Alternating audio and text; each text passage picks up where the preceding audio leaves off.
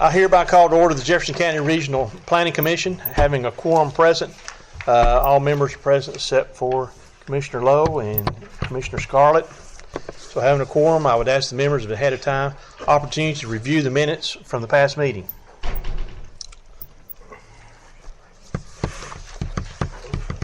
I think there was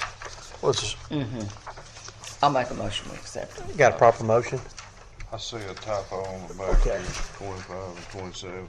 Okay, let's look at that. Unless we're going to wait for 27. Do what? Unless we're going to wait for 27. Oh, that should have been. No, it should have been the 25th. Yeah, tonight. Yeah. So that we need to make that change right there. Just a typo. Okay. So we got a motion with a correction, and I got a second. Yeah, and a second. All those in favor, aye? Aye. Any opposed? Okay. Okay. I now hereby call a public hearing as being open. This will be to amend the subdivision regulations of Jefferson County, Tennessee by requiring that all lots have suitable good building sites and good road access. And in your packet you should have a copy of the resolution there, and that's what we looked at and discussed last time.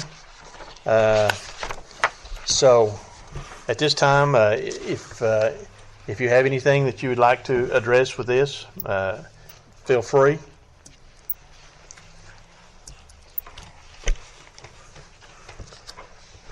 I think it's about everything that we talked about in there, which was basically adequate building sites, how the lots were to be arranged based on county or road or proposed public road. We amended some of the articles.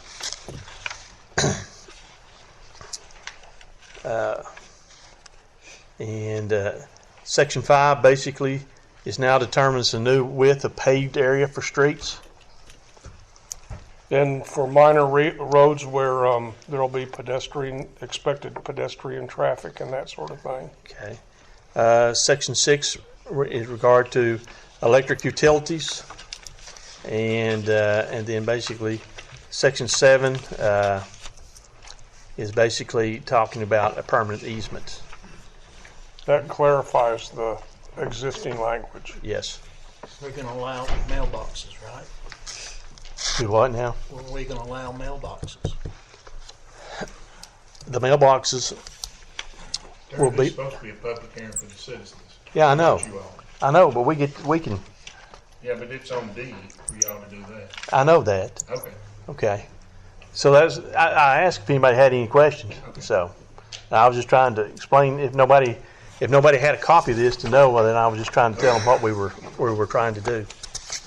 Okay. So, no, there ain't no. This is a public hearing, okay, about changing subdivision regulations. Yes. So, anybody in the public that wishes to speak in regards to these issues, the changes that we're going to make, now is your time to do so. What are the changes? Are they written down there? Yeah, it's in. Well, typically the way we do it is that we advertise it as far as it goes. So if you don't see the advertisement, then you didn't, We made copies available.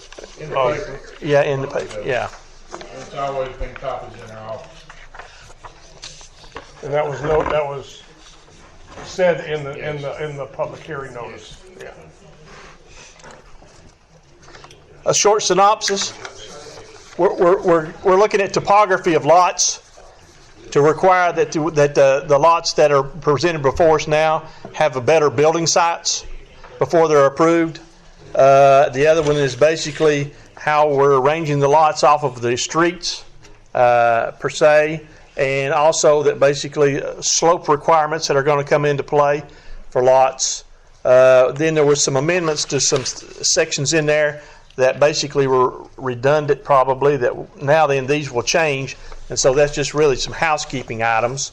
And then the other one was a new state law that came into play in regards to existing roads that you subdivide off on, that you have lots that basically now it could be classified as a taking. And so we have to put language in our subdivision regulations stating that very thing. And so when we did that, then basically we changed if in those instances, we're changing the front setback requirements on those to ensure that the homes that are built on county roads are off properly. And the other is that basically is that on our street paving, it used to be 20 feet wide that was paved. Now then we're going to 24 feet with that extra being there for a walkway for people to be able to walk in their subdivision.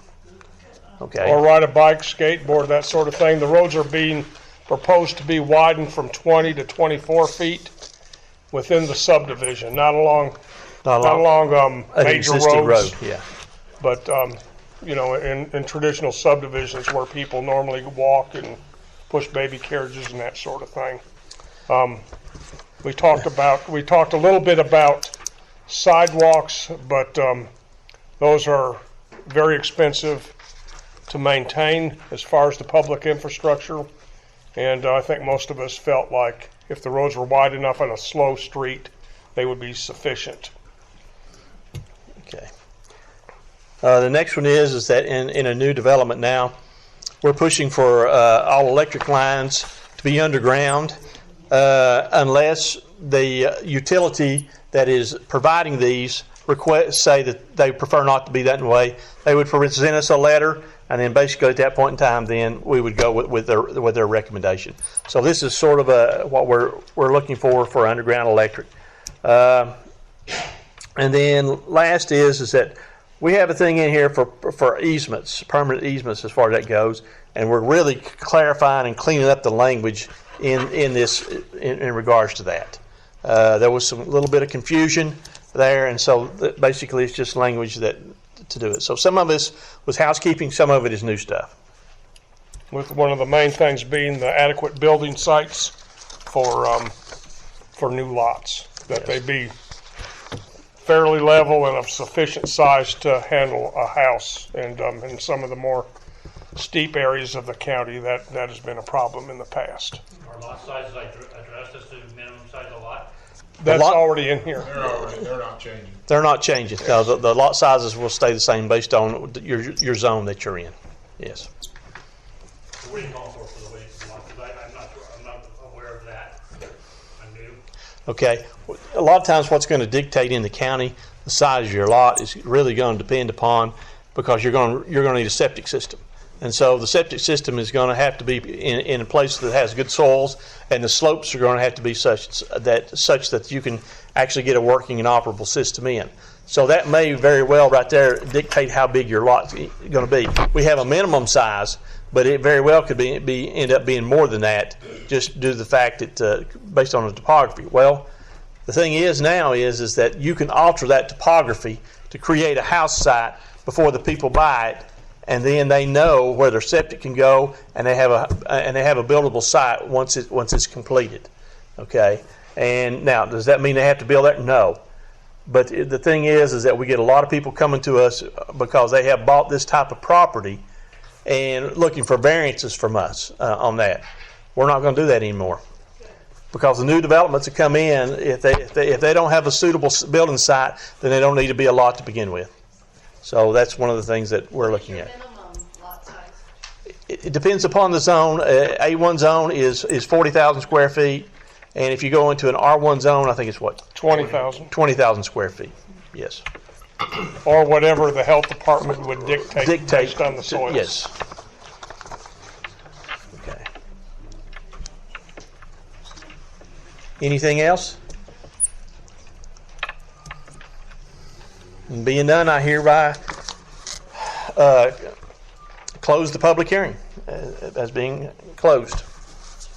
Now, we're back to just regular citizens' input to anything that may be on our PC agenda for tonight, or anything that may not be on the agenda if there's items that come up on the agenda, you will be given an opportunity at that time as well.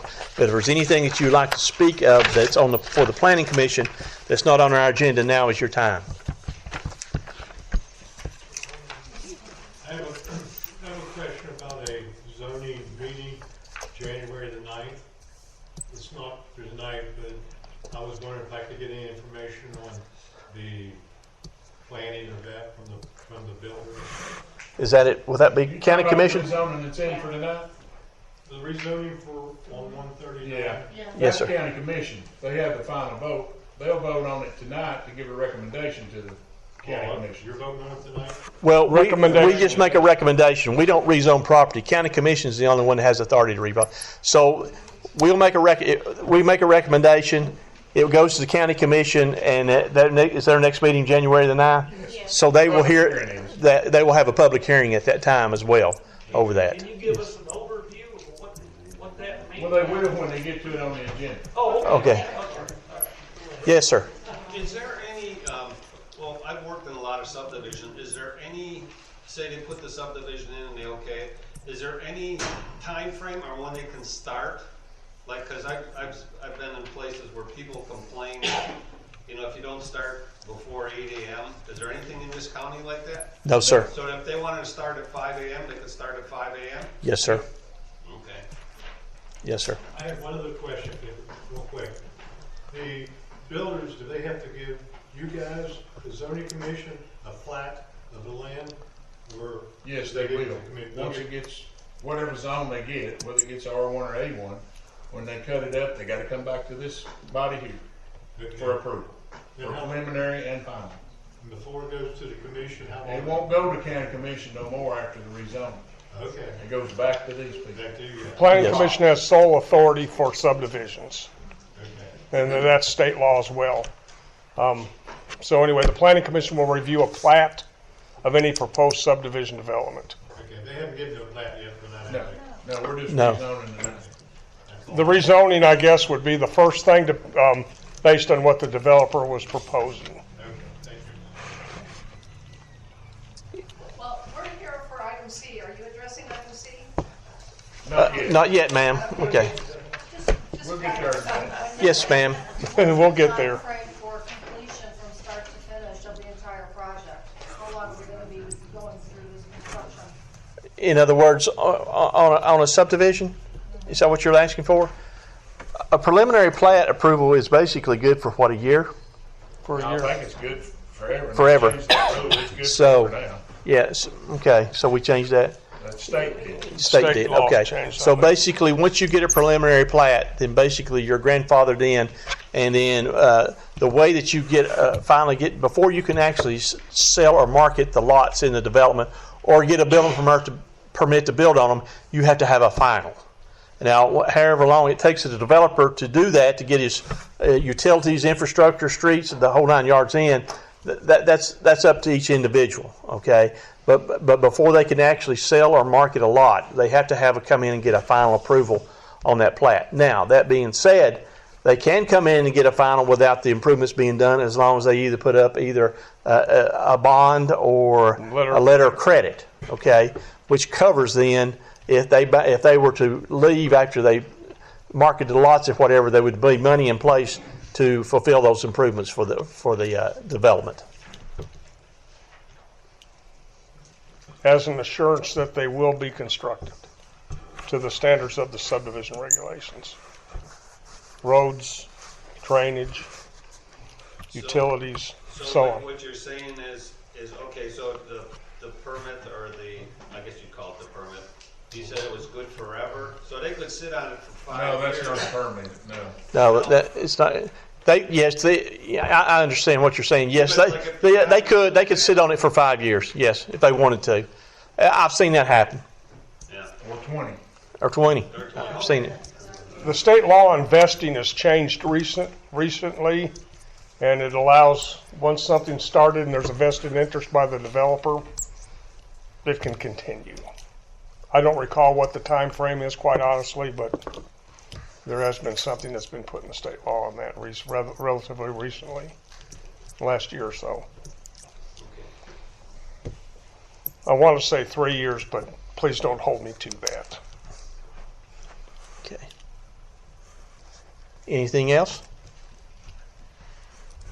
Okay, we'll go on to new business.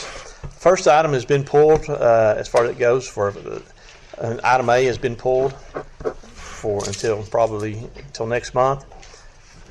Next item is a final plat approval for a 26-lot subdivision for Sims Road Bungalows at Danridge Drive by Blue Sky Mining and Mr. Peter Medlin.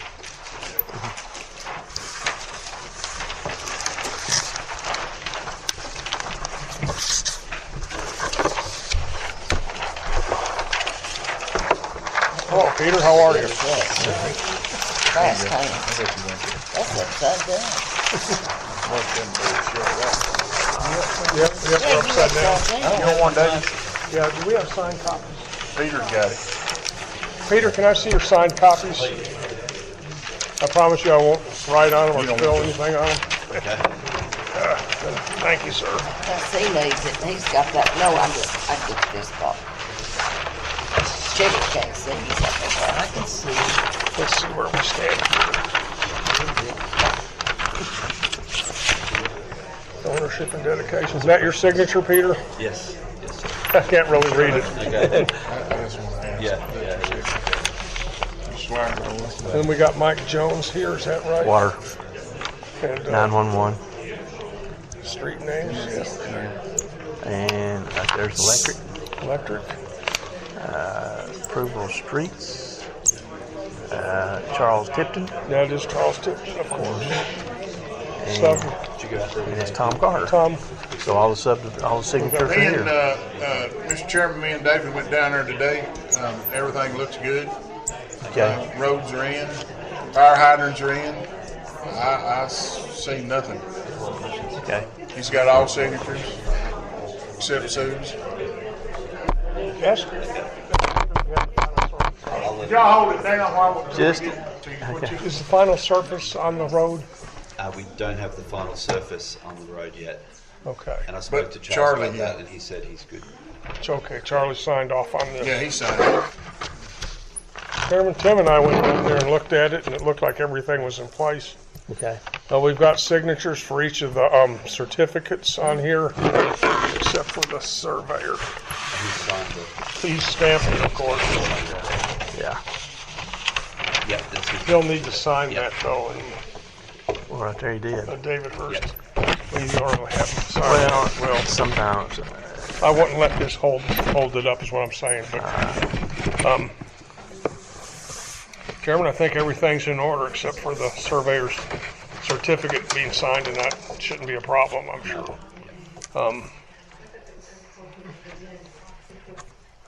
I basically says the same thing. He's got the setbacks listed on here. Yes.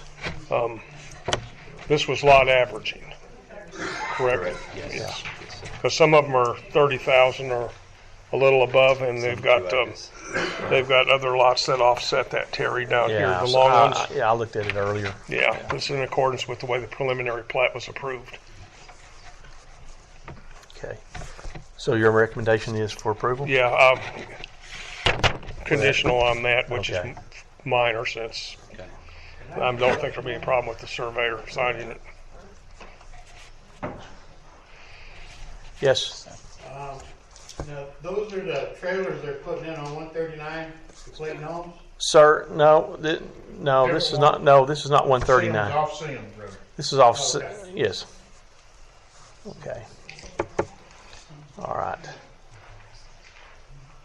Any questions? Okay. Make a motion I got a proper motion and a second. Any other discussion? upon signature. Upon signature, okay. Okay. All right, all those in favor, aye? Aye. Thank you. Thank you. You need Sue to sign this now? Just that one.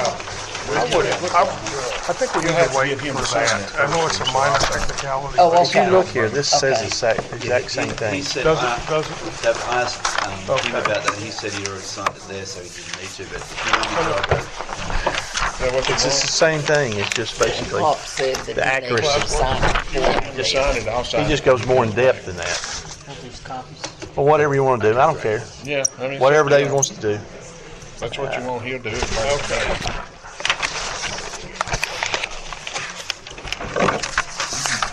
Tommy made the motion, who made the second? Brian,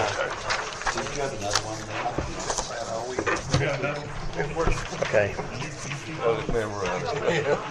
You tell me when you're ready. I'm ready. All right.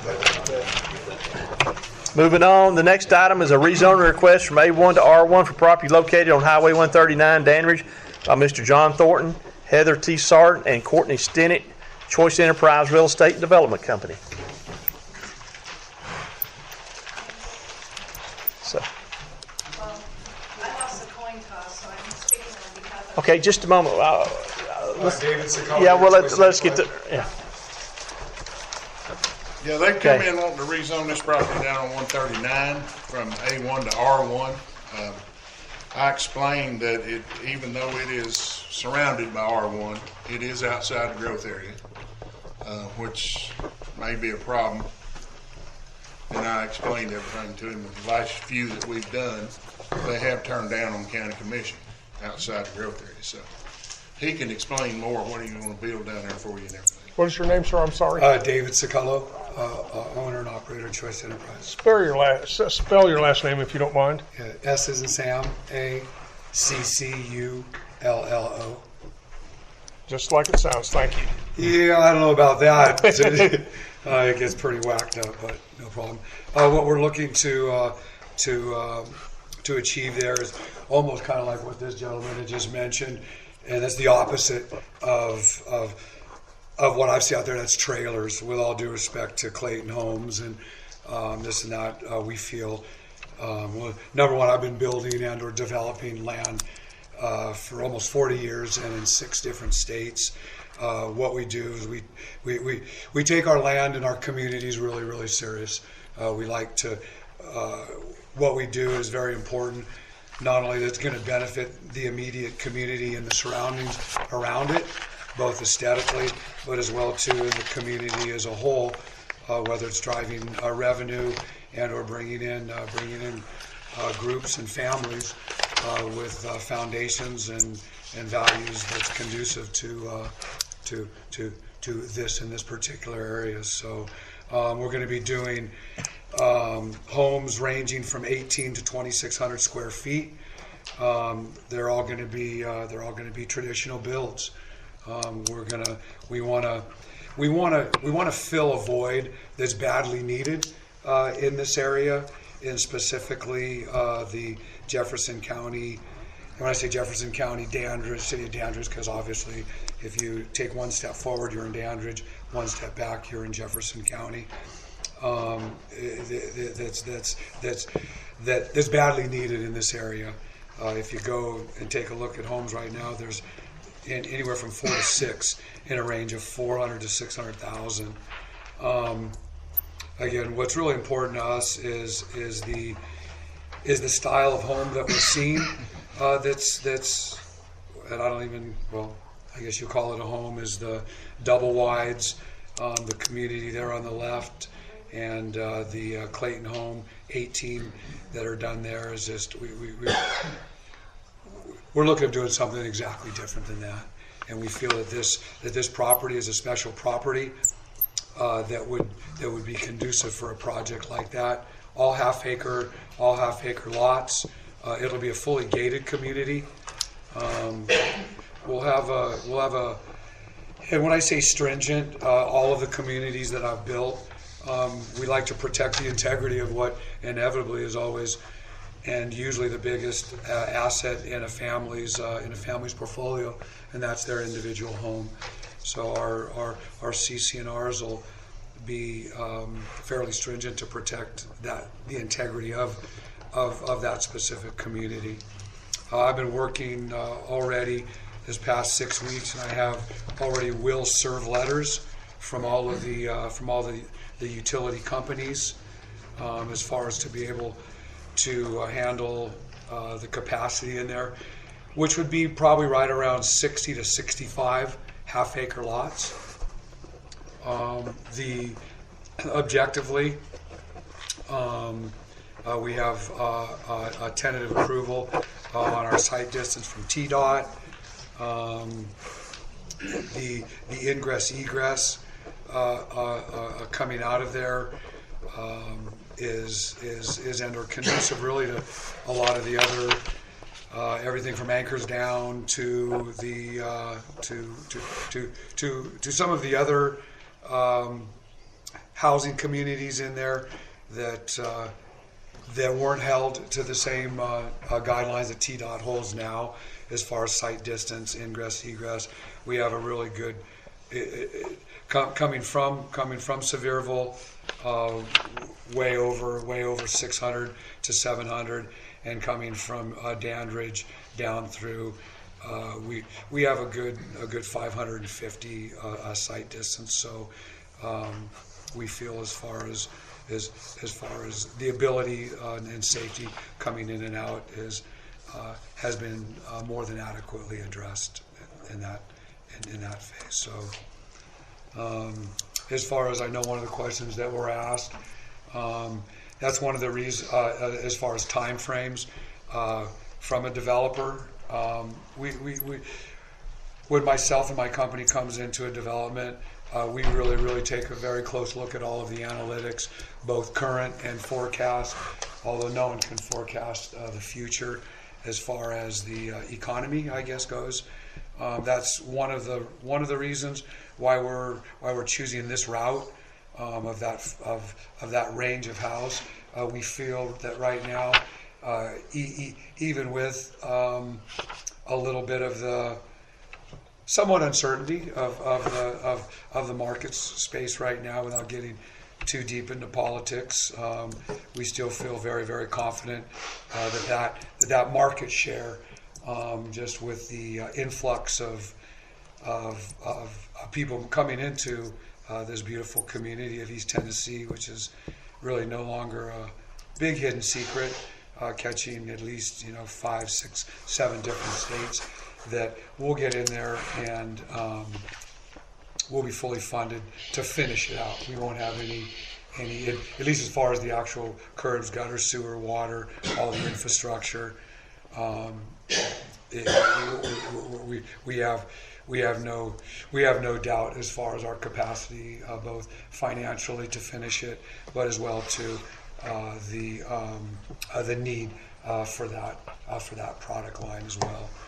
My company, we won't be selling any lots in there. We're developing this community to solely build it out. My company doesn't. We don't buy land, develop it, and sell lots. We come in from start to finish. Everything will be under one roof. Everything from our architectural design, with a kind of a mountain flavor to it. Again, conducive to the area, but we'll have a number of different elevations of the homes in there. So it'll be a consistent community with looks, but it won't be a consistent community, such as the gentleman pointed out, the Clayton home scenario, such as just 18 that just plop down there, and that's that. So yeah, I guess in a nutshell, that kind of sums up our direction as far as a development, what we plan on doing in there. Okay. Y'all have any questions for Mr. Sekula? I'm going to open it up to the audience if they have it. David, I think one of the reasons that you're looking to go to R1 is density. Is that basically it gives you the opportunity to get more lots? Yeah, absolutely. Myself and my civil engineer, Terry Romans. He's been around here now almost 35 years. My original thought was to just to go with the A1 zoning and just do acre lots.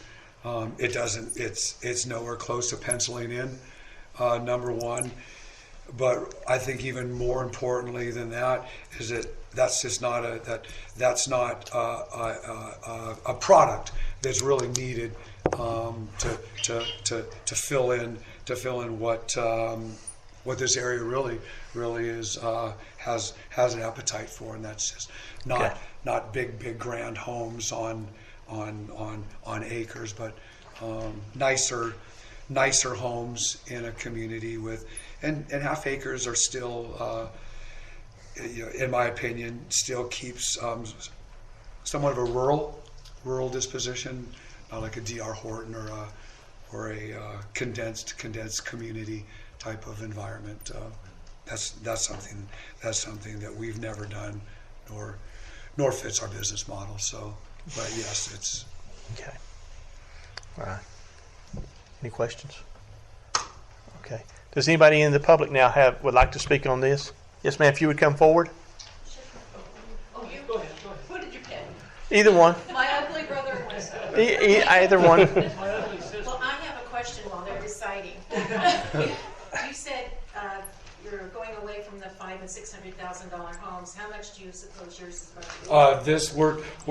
We're targeting that $400,000 to $600,000 range.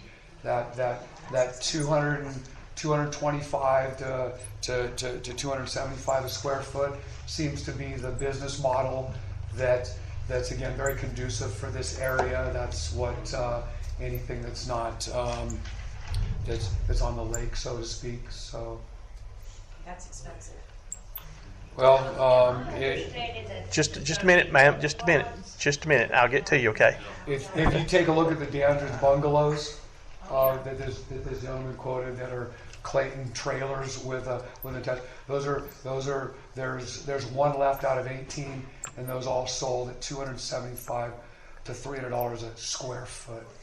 So you go over to the last 4 homes that were built over in the Mill Creek. Those all sold for just over $300 a square foot. So again, we're not coming into this blind. Needless to say, when we start to put our money where our mouth is, we like to make sure that we're coming in and objectively putting in a market share that's needed. And with respect, I think that the word expensive is all relevant. Well, relatively to the people that live here.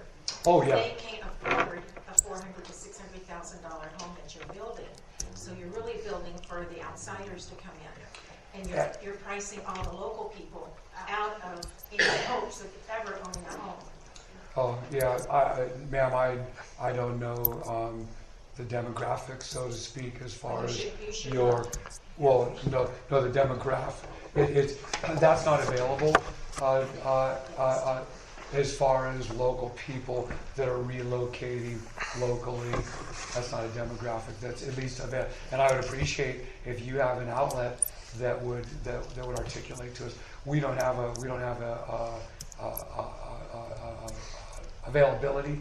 Are you saying that you don't have the ability to find out what the average income is? Oh, absolutely. No. We don't have the ability. Oh no, that's very easily accessible. Oh, that's very easily accessible. What I said, we don't have access to any analytics showing Dandridge or Jefferson County in this general area families and or that are relocating within its own boundaries.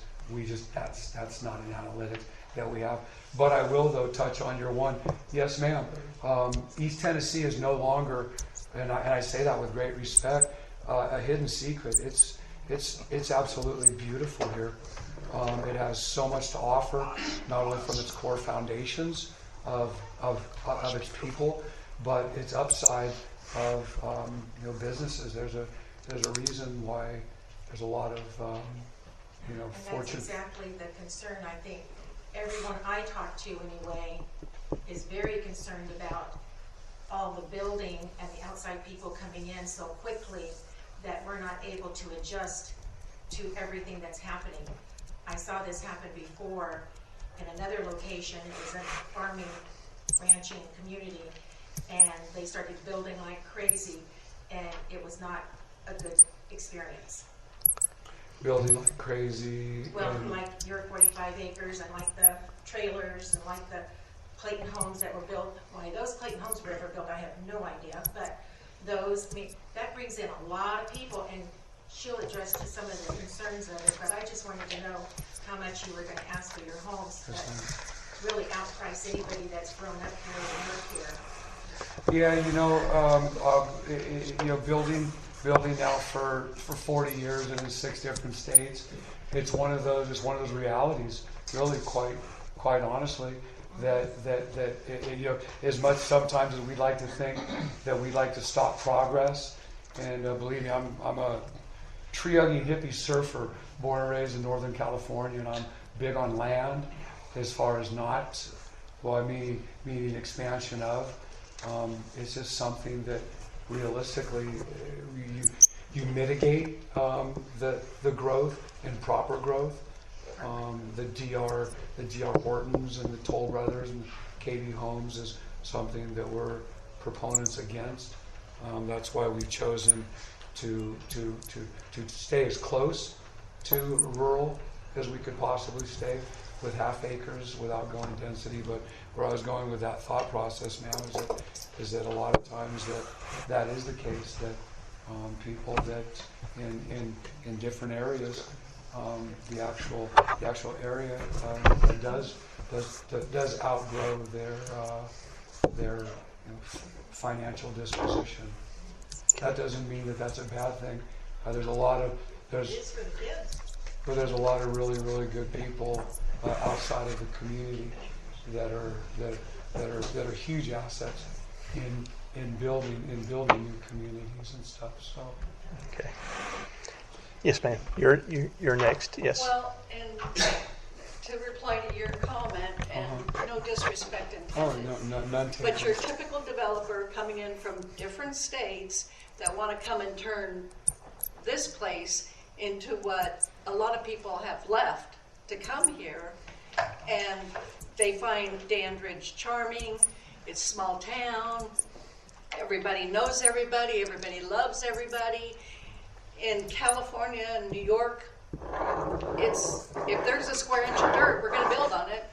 And they build and then they leave, and they're not part of the community. They don't put up with all this stuff that's going to happen in the community. For example, the ingress and egress. We have 139, that's all we have, and we've already seen a great, huge difference in the traffic on 139. 139 is, from my point of view, a very dangerous road to begin with. We don't need more traffic on 139. We don't particularly, we're concerned about traffic, number one, infrastructure. You know, we have one grocery store in Dandridge, you know, and then you're talking about 60 or 65 homes in there. If every home is going to have an average of 2 cars, if you got kids, maybe you're going to have 4 cars. How many more cars is that going to put in our tiny little town trying to get around? If you noticed driving to Knoxville on 40, used to be, you didn't put on your brake lights till you got off at your off-ramp. Now you can barely get through Knoxville because of all the influx of people. Dandridge is a small town, a small community that people love and want to be here, and they like it because it's small. When you bring in stuff like that, what are you going to do about schools? Are you going to add more schools? Are you going to, what about the supplying the water, the electricity? Can our infrastructure handle all this building and all these homes that are going in there? What's the emergency plans? What? Fire and police, you know, the school developments, If I could address a few of those. Okay, go right ahead. First of all, I already have 3 will-serve letters as far as your infrastructure. Already your Jefferson caught gas has enough gas running right through 139 to service probably another 3,000 plus homes. your electrical company has, and all three of those we've already gone through the process to make sure that there is plenty of infrastructure to service that community. Number one. Number two, I'd like to address the small town scenario. We are big proponents of that environment. We appreciate that environment, but at the same time, we also understand the reality of it is that if we could all take our own little piece of the earth or little corner of the earth and say nobody else can come in here because I'm born and raised here and 5 generations back is from here, and everyone stay out. But at some point, you get so many people that you recreate California and New York, which is if there's a square inch of dirt, we're going to build on it. And they don't plan. You come and you build, and then you leave, and you don't have to live in the community with all the fallout from it. Right. If I could to address schools and stuff, your schools right now actually are not overbear. We haven't done a huge. Excuse me. I was going to say, do you have children in the local schools? I got a son down who's going to Chattanooga State. Local, in Jefferson County. My boys are 20 and 22. I have a 5-year-old and an 8-year-old. Okay. And the schools are having a hard time. Okay. I say we haven't dove in too deep into the schooling, but from what we understand, that the schools are not overwhelmed with students. Now, whether they're having a hard time, I'm not sure exactly what the inference of a hard time means as far as that goes. I guess the question comes down to go ahead. If I could to finish. Me and my family came to East Tennessee. We live in Sevierville. You had made mention and very categoristic that you guys, meaning developers, come and go and build and leave.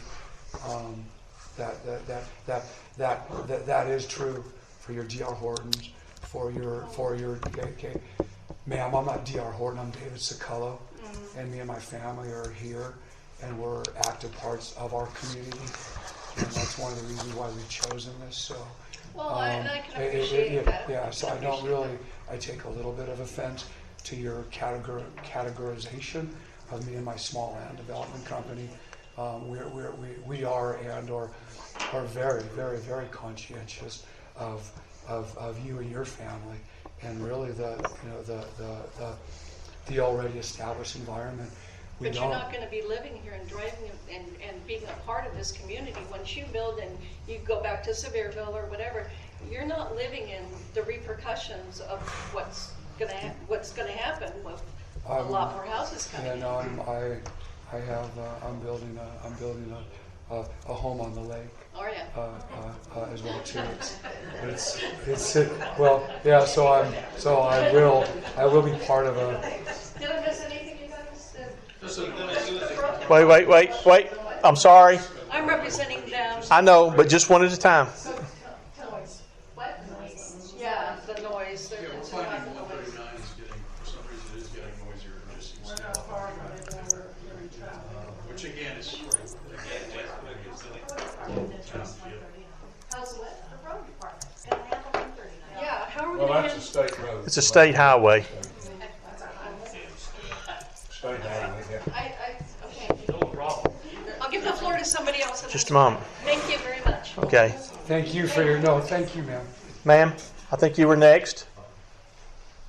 Did you have a question, ma'am? I think you were next. Well, I agree with her. Okay. I feel like that we need to think about, you have a wreck on Interstate 40, you can't get out 139 to save your soul.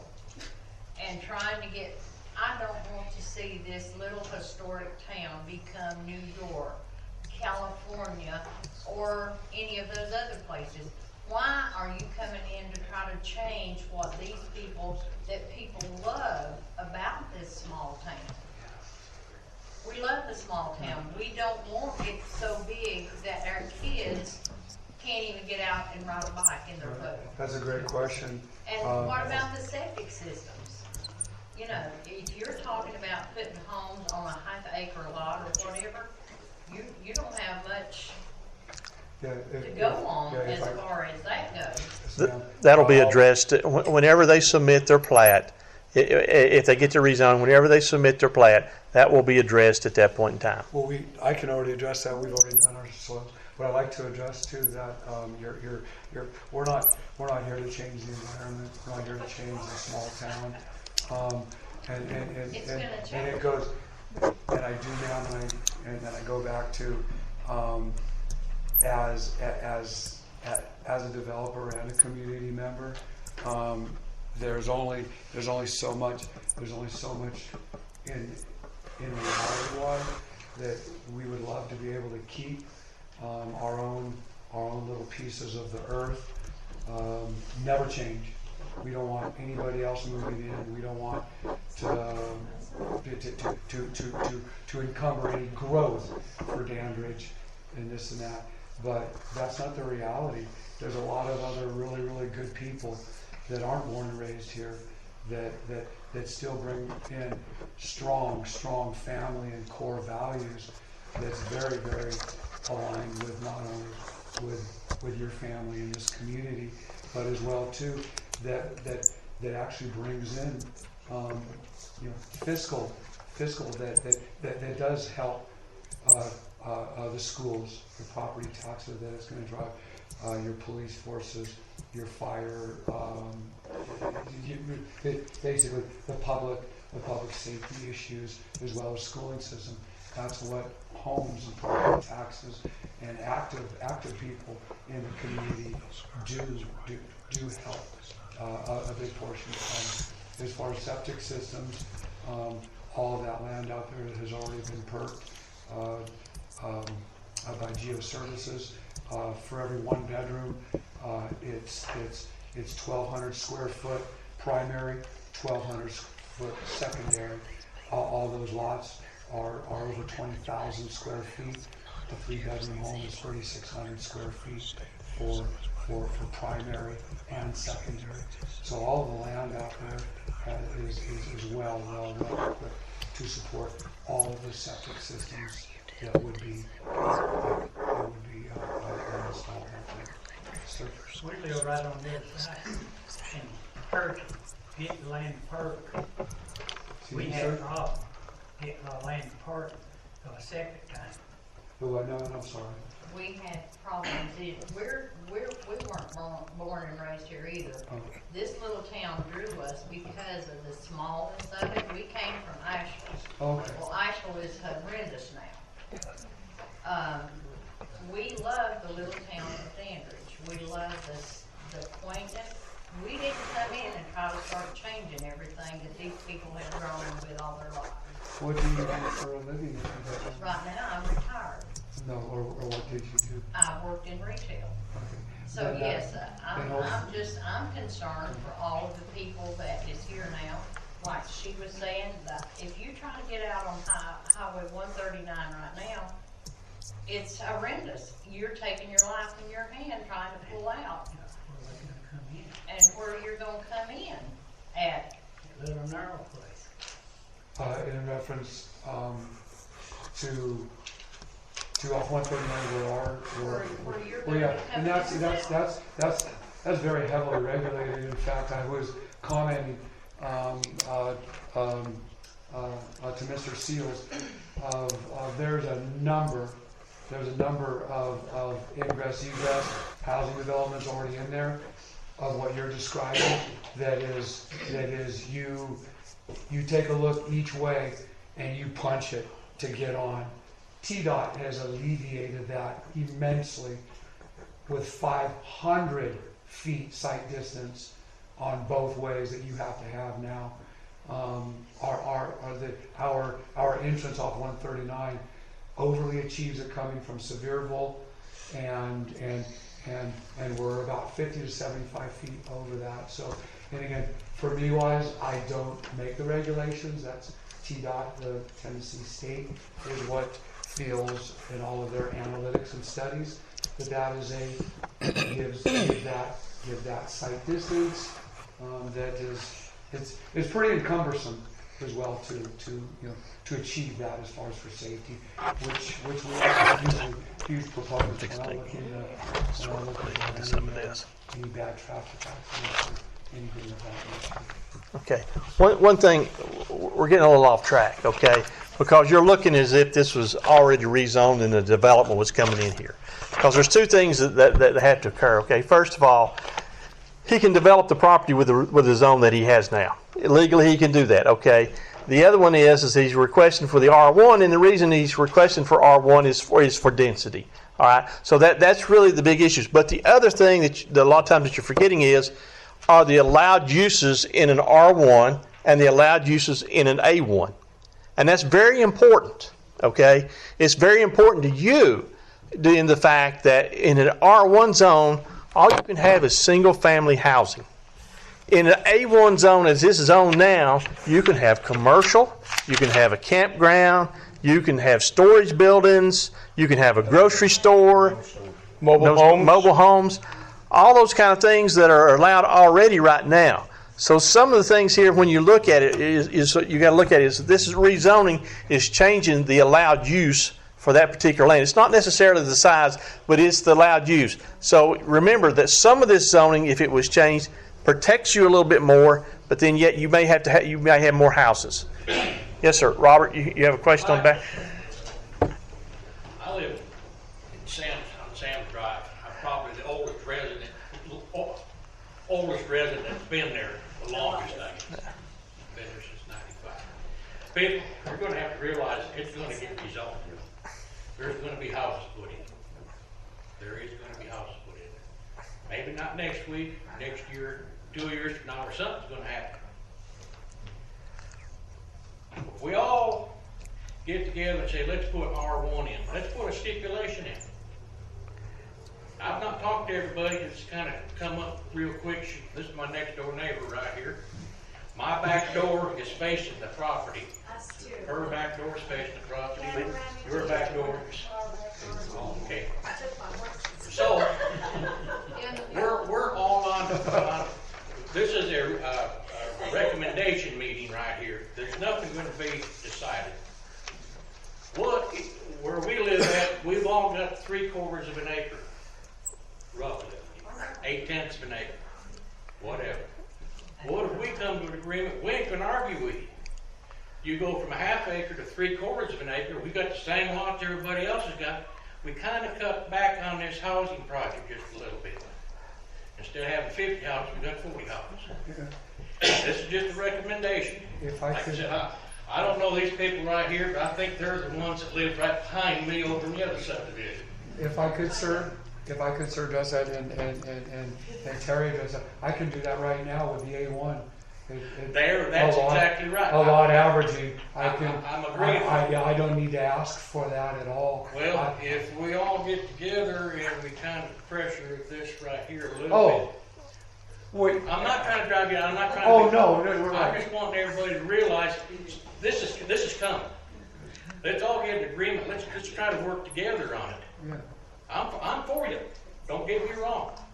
And the next question is it going to be a stick-built house or is it going to be a modular? Yeah, is it going to be a crossover? Yeah, no. Now, y'all laugh with do you know, does anybody here know what a crossover is?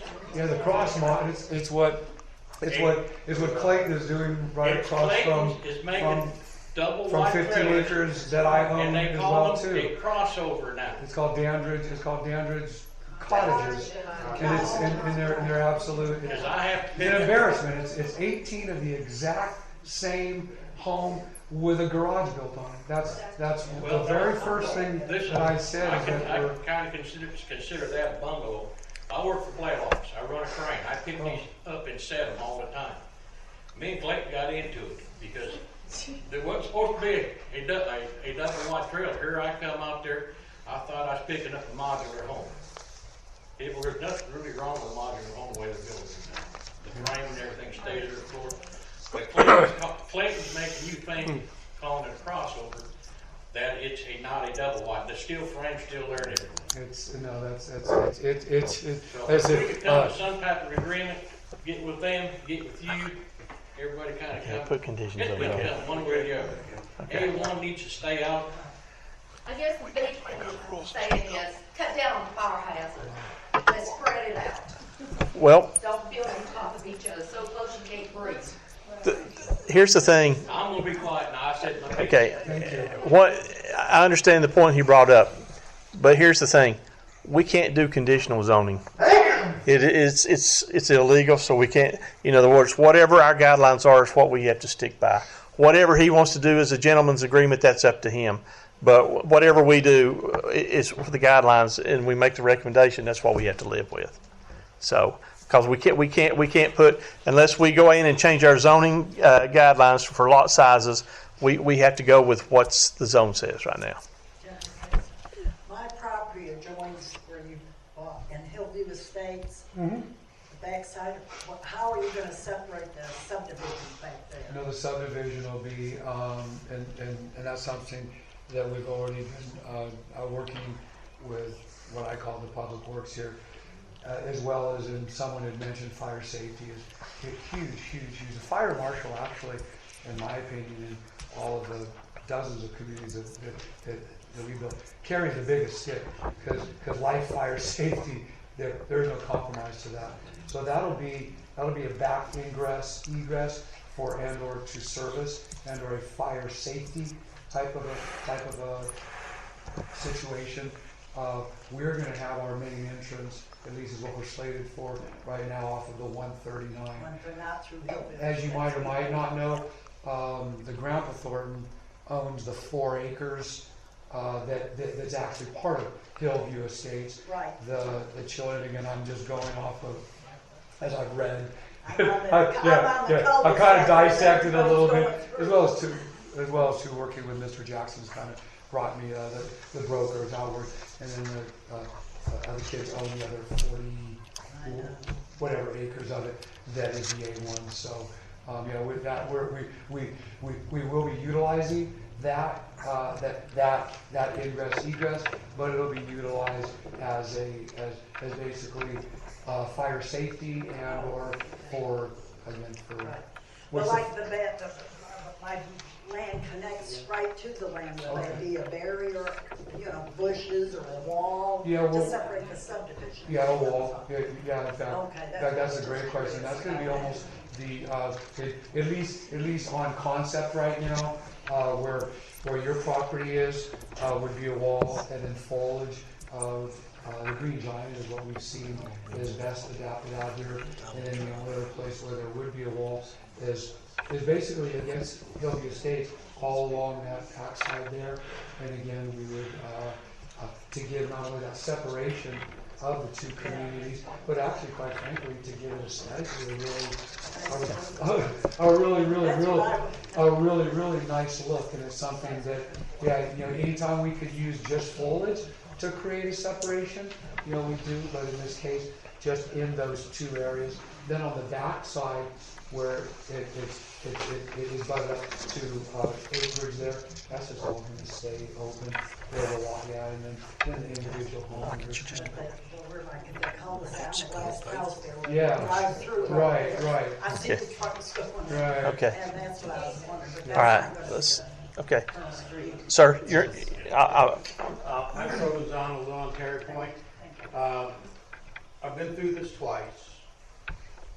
First time, there was a lot of promises made by the developer. When it came down to it, the developer went to the state and said, you need to widen these roads. And the developer said, we're not widening them. They're your roads. We're not doing it. So at that point, nobody did nothing because the state didn't have money to widen the roads. 139, I'm not sure you can widen it without doing eminent domain. Second thing is, we had this same issue in South Carolina where we couldn't get out of our development. So you look for a break in traffic and you jump on it. And they come up and said, okay, we're going to put a light in for you. It's like, okay, we don't really want a light, but we can get out of the neighborhood. They went to the state and said, we want you to pay half. 3 years later, we left, there was still no light. They put a sign there, light goes here. Somebody's in the development, put a sign there. So my concern to you is, what are we gonna do with 139? Because right now, getting out, if we're pulling out with a trailer behind us, even like a little ski, you can't get out. And you towing a trailer, you can't just get on the throttle and go. So what, I can answer that. Coming from the Sevierville area, we would be putting in a deceleration lane. That's into your area, right? Excuse me? That's going into your new... Yes, sir. Yes, okay, sir. what about Yes, the sir. rest of the Yeah. house? Okay, for example, for the Marathon gas station. Yes, sir. Okay, we pull in there. When you're going towards Sevierville, you go in, you can't see around the corner, so you kind of look, pray, and you go for it. What are your plans for areas like that? You know, I understand egress and ingress into your area, but what about all the little streets that go back into community? Yeah, What are we gonna can't, do? you know, unfortunately, and it was one of the comments that I had made that, as far as grandfathered in, there's a number of already, in my opinion, some really, really sketchy, places that TDOT didn't take into consideration, years ago of growth, where at this point, our only really concern can be, because we don't have the authority to go back and retro or hold all of the others. I'm So, not asking you to. What I'm saying is for this group here, right. is there any plans to curtail the traffic coming down 139? No. We put in, Are you addressing this to the planning commission? yes. There are no plans for this plan, for us We're to, gonna throw another Yeah.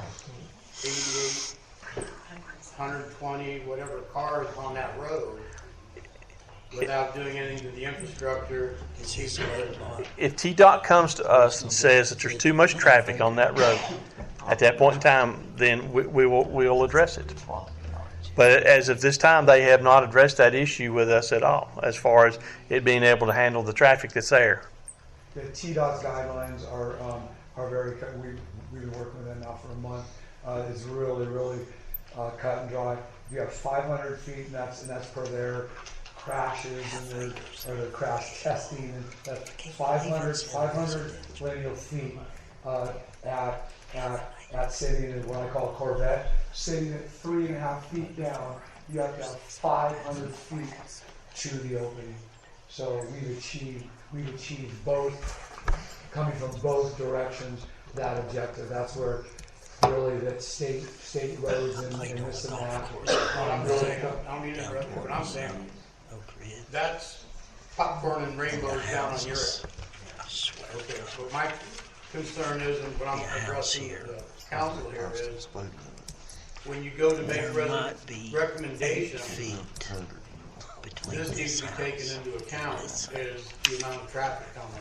Yeah, one of the things that we could probably address, and Mark brought it up here, is that I think that we just need to lower the speed limit on 139.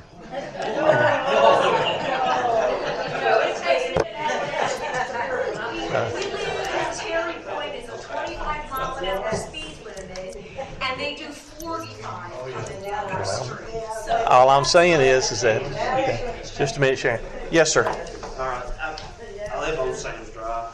This will be my new view off my deck. Which is 20 every day. It's a blessing to come home. Okay, it's true Knoxville, where me and my wife work. Because it's a small town. Love all my neighbors. And it's a wonderful, quiet area. And we enjoy that little bit of solstice we get. Please don't take it away. Don't throw in 100 houses back there. Oh no, there's not going to be. Well, we don't have it. Yeah. We've heard stuff before. Oh, well, number one, the R1 would only allow us to break them into half acres. Lots versus and bring it back to the planning commission. So make them do that. Yeah. If we want to reel it in just a little. I hear you Let's loud and go. clear on that. Okay. That's kind of back to really. Okay. As well too. All right. I think we've covered what your concerns. Question. So that property is now A1. What's the density for A1 as opposed to 40,000 square feet per lot. per lot. 20,000 square feet So for the R1. houses would go in if it stays A1, About or whatever else would happen with it. That's correct. 40,000. Yeah. 40. Actually, you could get by. We have a thing of lot averaging, and they could actually get down. Some of the lots could actually get down to about 30 to 30. But it would be 30,000 offset with other lots. Other lots so the that had to be density would bigger. still be The the density, same. the same. It just allows you to use your better land.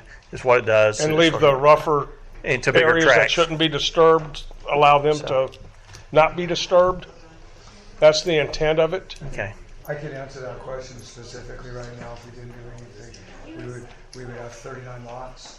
If we do a lot averaging, which would be our second choice if we don't get rezoned, we'd probably around 50 to 52 lots without changing any rezoning. So the reality is that really we're looking at an additional 8 to maybe 10 lots really with this request. Yes. You explained what you did in community on the Hillview side, but you didn't express what you want to do on the Sam's Drive side. And the Sam Drive is the 139. Well, right on the opposite side where there's a creek that runs through, or. Oh, yeah. And it's all open, there's some trees planted, but are you gonna build a wall over there as well? No. Actually, that's a great point. Geoservices has worked with the state for the last 6 weeks, and it's actually been determined it's not a creek. It's just it's a wash. So it's actually been abandoned per hour. It's a mess in there. We have to spend a small force. Are you gonna? Yeah. We have to get in there. We're going to get in there and clean it up. We're going to leave as much, because it's to our advantage. We're going to leave as much foliage in there as humanly possible. Are you going to leave the ditch? Oh yeah. No, that's that. Yeah. In fact, Douglas Lake touches the tip of my property there actually. But yeah, to answer your question though, that is the whole community's water runoff down there, and it's a mess right now. So we're going to get in, clean up the actual bed itself, create a better flow down to the lake, trim all of the trees up to a point to where it doesn't affect any of the what I call natural foliage separation in there. That to me that's priceless. That sort of thing. I would love that gully. I call it a gully. And Okay. Wait. Yeah, no, we're not taking any trees out. The only clearing is going to be in the beds. But when you say gated community, is it gated with natural tree lines? Oh, gated, the Entrance. The entrance. Gated, yeah, gated communities So back only. and forth, I can still walk from No. my yard to your community. Oh, come on over and enjoy the neighbors. You guys will be, yeah. No, it'll be on that side. I guess you just sir. Yeah. Like Majestic Bay? Yeah, somewhere like Majestic Bay. On that side, and then the upper side is all going to remain open. Those are going to be the back of lots. The only place where there's not going to be a wall, where we would like to build a wall, is down there. I got one more in it. So we'll come another one. Yeah. Okay. The All right. Shelby property, and then along where Hillview Estates is right now. Mr. Scola, yeah. Those two, that parameter. Right Mr. there. School, yeah, okay. Not trying to press you. I got one other gentleman's going to speak, and then we're probably going to go to a vote. Let me ask you a question. Yes, sir. The bottom line here that we're complaining about, I think, is density. And you're saying R1, you could put in 60. No. Currently, you can put in 45 houses? No, currently 39. 39, and you instead want to put in 65? No. Close? No. Right now, what my initial thought was to do 1 acre parcels. So we have a preliminary of 39. If this doesn't get rezoned to R1, A1 will allow us then to do what's called a lot averaging, and to go down to as small as 30,000 over the whole course. Every lot, some lots will be 0.8, some will but we would be able to get in close to 50 lots, 52 lots on a lot averaging as it's zoned right now. But your goal is 60. 60 would be 60 to 63 would be to get it rezoned to R1. So, can I ask the commission, can I ask you one question? Yes, sir. What is in it? And this got nothing to do with you or being a developer to me. The question is what's in it from your guys' perspective in rezoning it and increasing the density? That's my question to you, because we're trying to get off the weeds about all of the trees and everything, but is there any way we can influence you one way or the other? I guess that's my question. We listen to what you said, and we hear these arguments all the time.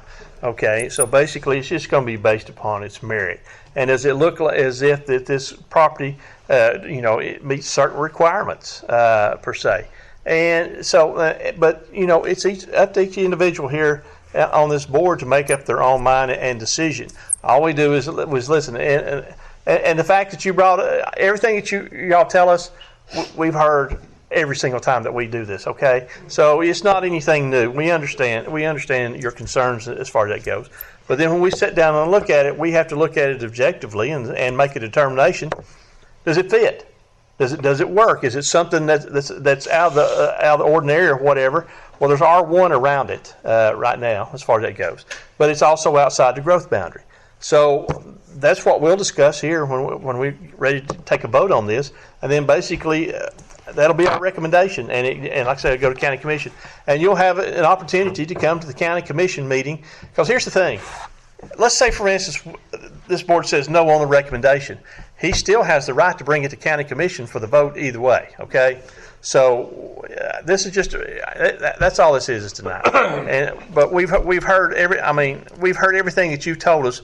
We hear that all the time. Okay, so we understand those situations. But like I said, a lot of times we're looking at when we rezone based on the merits of the property. Okay. State law requires that the planning commission make a recommendation on any proposed amendment to the zoning ordinance or resolution, or the map, which is a part of it, and i.e. a rezoning. And it's up to like Terry said, it's up to the county commission to make the final call. If the planning commission recommends against a rezoning, it would take a majority of the entire membership of the county commission to overrule it. If the planning commission recommended for it, it would take a simple majority of the county commission to enact the rezoning. That's the way the state law reads.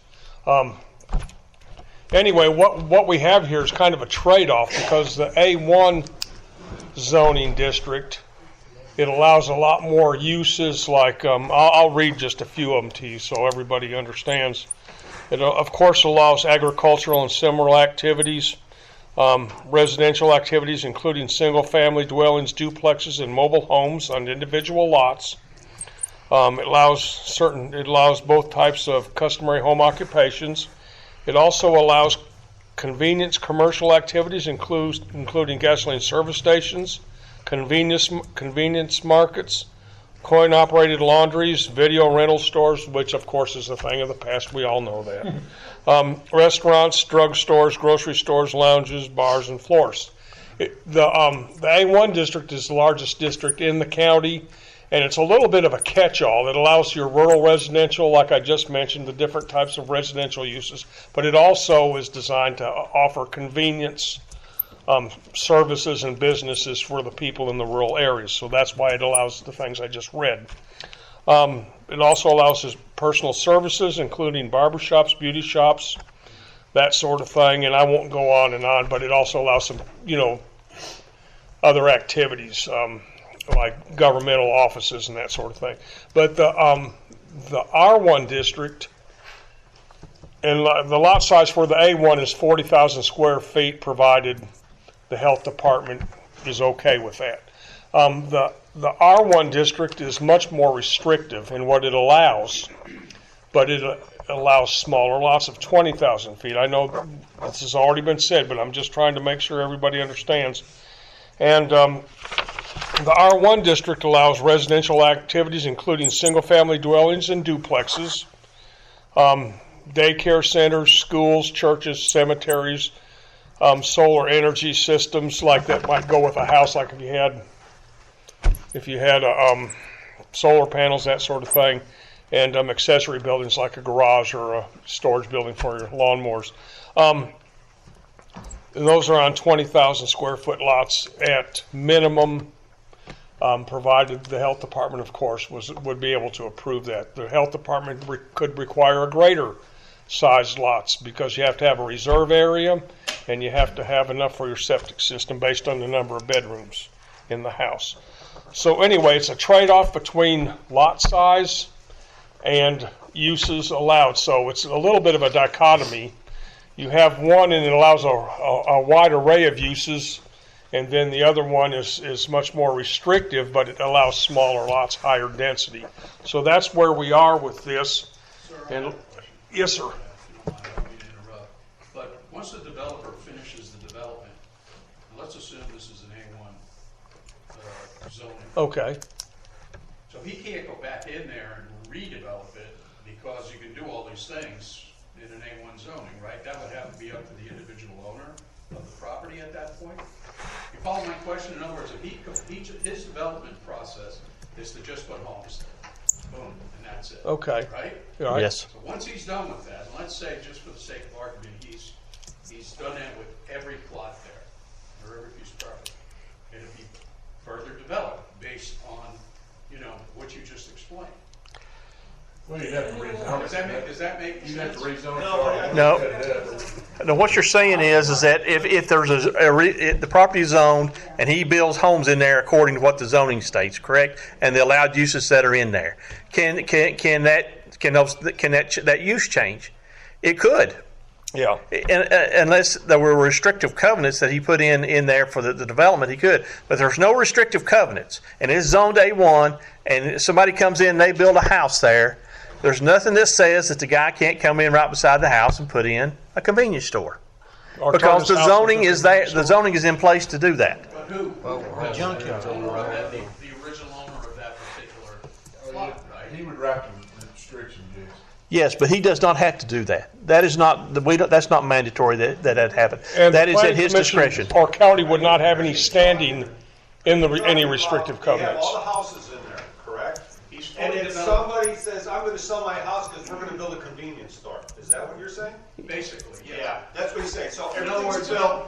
That could happen. Maybe Yeah, people it could live there 2 or 3 years, and Yeah. the people up on the frontage there say, hey, we're gonna sell our houses because we're gonna build a Walmart or something. That could happen. They would have to Well, meet I'm not the. that big, I'm just saying. They could more than likely do that, but they'd have to meet the zoning requirements for that. We have zoning requirements for commercial activities, Yes. and they'd have to meet that. And if they didn't have a large enough lot, or they couldn't provide the parking, or whatever, or safe driveways for that type of business, it could not be done. But that could happen. The point is, But even theoretically, with it could happen. Even with the A1 zoning, what's the likelihood? Well, I've never Once seen it's it fully done developed, in 20, that never 30 years changes. here. Never seen it. Slim and none. I don't As think a it can developer, you wouldn't do that, especially there's so much land to go and do really all of that just as a developer. That would make zero My sense. ultimate point is I personally have mixed feelings about this whole thing. I just learned about it yesterday, but I don't see a huge threat of that happening. It seems like once you've gone in there, developed whatever zoning you use, it's probably going to be residential. Well, yeah, and this gentleman pointed that out. Well- Once that development has been approved, there'll be an implemented CC&Rs in there, and it would take a majority vote of the already homeowners in there for somebody to come in and build a convenience store, and the likelihood of a bunch of homeowners saying, yeah, Mr. Johnson wants to sell his home, and someone wants to build it is again slim and none. May I ask one more question? Yes, sir. Thank you. With respect, obviously you're a developer, your primary motivation is to develop the land. That's your business. But what would you say, just to reiterate, I know you maybe touched upon this before, just reiterate what you believe are the top 5 advantages for the community for you to go in. Okay. Number one, filling a need with houses and housing that's desired in this area. Number 2, a tax base from your property taxes and or to help build schools, infrastructure of your police, fire, roads, all of where your tax bases go, to bring in really other really amazing people that aren't from around here. David, I just wanted to say, most of us are not born and raised here. Oh. Most of us are from all over the United States. Oh, cool. I'm from North Carolina, she's from Jersey, she's from Illinois. Oh. We're not all homestead. Oh, yeah, no, I was just, yeah, no, I was just, I got a question. Is anybody from Tennessee here? Born and raised in this county? We got 4 drivers. and that actually touches base on really to answer his question.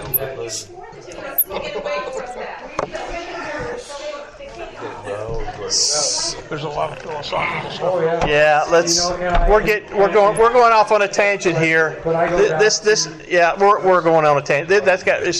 Some of this is not sort of relevant, but I think we've heard a lot, and I think it's just time. It's time for us to call the question for this. One last comment about both zoning districts. Doesn't get changed. Are you going to develop this under A1, or are you walking away from this altogether?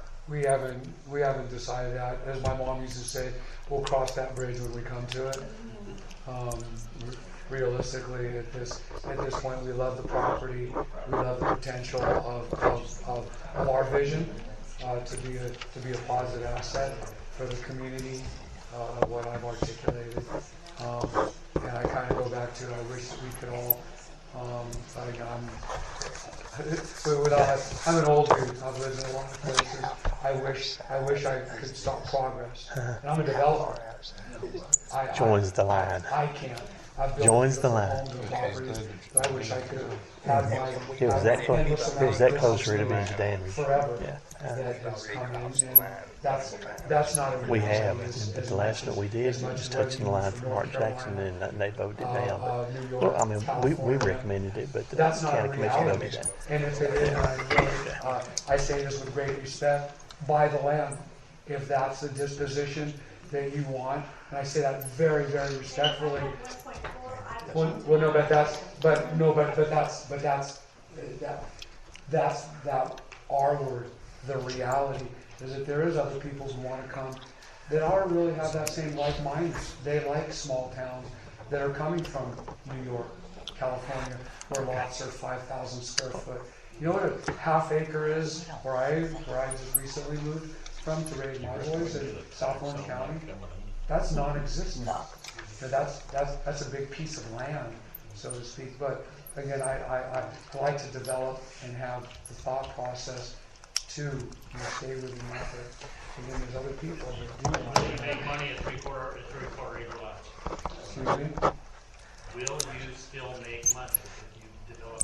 Well, that's sort of irrelevant in regards to the zoning. It's So. very relevant to him. Yeah. Well, we haven't.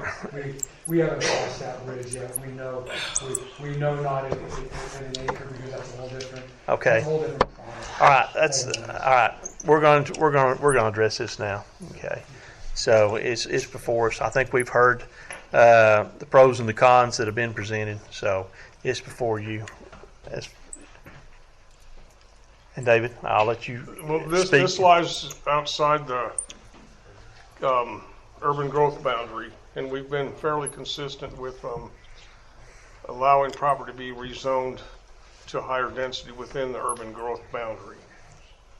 But the other side of this too is there's a lot of R1 property abutting this proposed rezoning, and that begs the question whether the urban growth boundary should have been changed or whether we would stick with that and make our recommendation to the county commission based on the current urban growth boundary. I would, Chairman, I'd have to be consistent with past recommendations and stick with the urban growth boundary in this case. Okay. All right. But, you know, I put the qualification in there as well because it's a little bit of a different situation than what we sometimes see.